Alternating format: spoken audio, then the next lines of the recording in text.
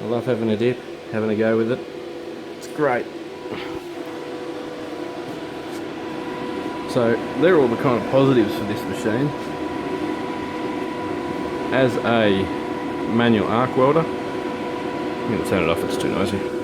Alright, we'll continue with positives in a minute. Something you got to note when you think about it. This is a second-hand machine. I did not buy it new.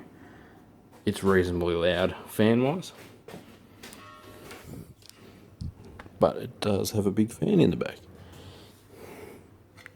I don't know, that's a Pro. It's got a good duty cycle. It kind of is. It's a little bit noisy. If you're in a workshop, you cut and grind and prep and shit, who cares about the noise? If you're TIGging and trying to make a video, yeah, okay, noise can be a factor.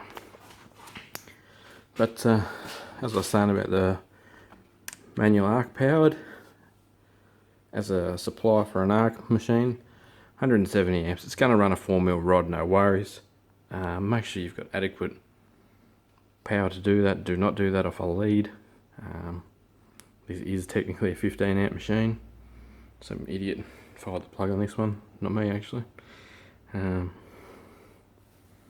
But this was a $1,295 welder when it was new. Someone owed me some money, so I got it for $40. Yep, including nice flexi head TIG torch and the nice big case that it came in. So win for me, but yeah, anyway. This will be a part 2 of this video, by the way, because my phone reached its, Samsung S6 reached its maximum recording time. Just 20 minutes when you're in 60 FPS high def. Hopefully you should be able to watch this and watch the actual TIG part of it pretty clear on the computer when I upload it. It's going to be good high resolution. That should be sweet. It didn't come with that reg. That's a Magmate reg, which gets used on this as well. But it's as... cut the hose off the other day. I shouldn't have. But that's as easy as changing the hose from there. The hose normally on there goes straight on there as well, and we just adjust it up into the 20 to 30 litres per second, and we're back up to the mid kind of speeds. I'll do some welding videos with that shortly, with a 15 kilo solid wire spool and gas, and crank that up real high, and I'll show you the outright potential of it. But we're talking about Cigweld now. Got a convenient shoulder strap carry handle.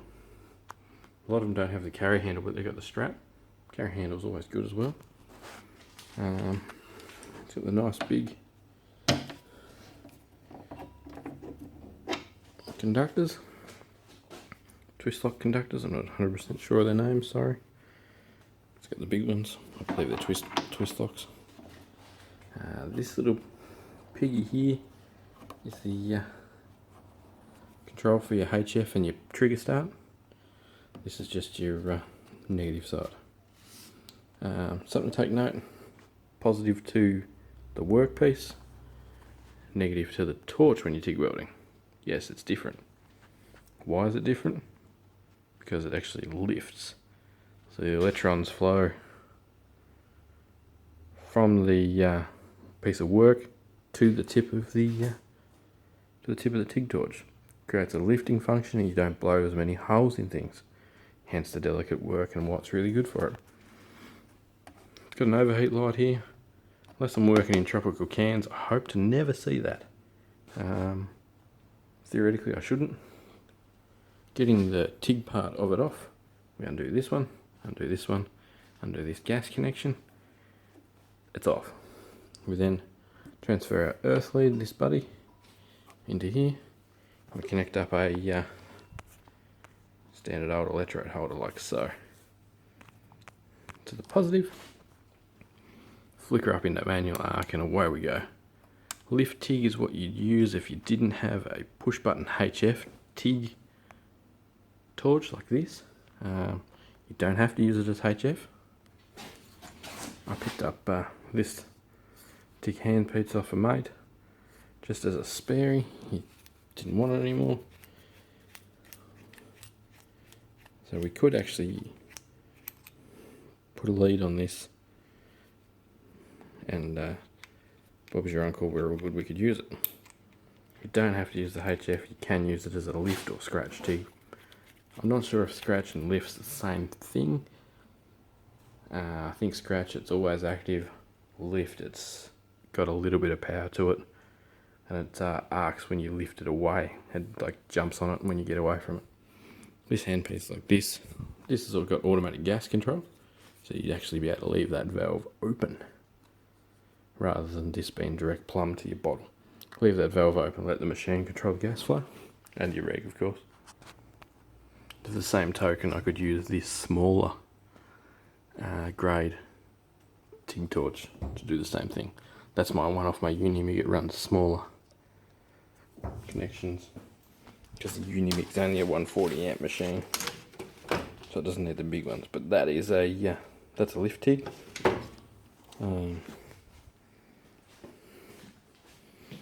Yeah, this is definitely, that was the Unimig was $400. This one's worth over $1,000. Just the technology difference is amazing. And the fact of the matter is, it will actually pull good juice, kick out 170 amps of current, providing your power can handle it, and you will make it nice, massive, great big welds with this thing. I'll do another video of arc welding. So this is like an intro / TIG, which is what I'm mainly going to use this one for. Don't really need it as an arc welder. I've still got the Magmate there we can use as an arc, as you will see, still in the process of editing. A fireplace video, I did a wood heater repair. I used that as a stick and an arc with gasless. We'll do some more welding on that with a MIG and wire. Over there, a little Unimig 140 can be used as an arc or a TIG as well. So here's the small super portable one. Here's the super high power one. Here's the dual process MIG and manual metal arc welder. I do also have a Transarc 175, I think it is. That's a transformer welder. Get that in the shed. Put it right there at the bottom of where the power point is. Make up some leads for that bad boy another day, and we'll have a play. But welders I've got a few of. My SETI 140 died. That was another caddy style welder that I had. As you can see though, very versatile. That's still hot as hell. It's been like 15 minutes since we welded it. If I was to be making like a log turbo manifold or anything like that, TIG welding like this, I'm more than happy with calling that alright. For something like exhaust pressure on the pre-compressor side of a turbine, that's fine. I'd probably get someone who's better at it or do a lot of practice before I TIGged up something important like say an air tank or a manifold fitting, something like that.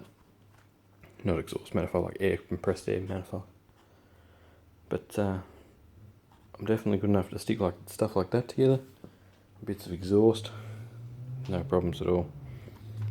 I'll be honest, this machine makes a big difference. It's got a nice rubber overmold on my leads here, and as you can see, the high frequency one goes down the outside of him down there, and inside the inner one is our gas hose, argon hose, and our electric hose, electric hose, idiot. It's down to a pivoting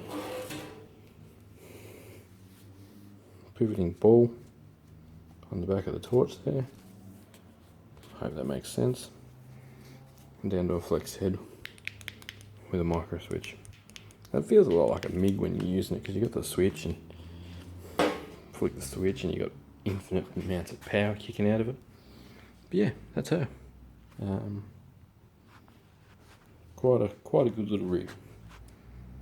If you like this video, smack the like button.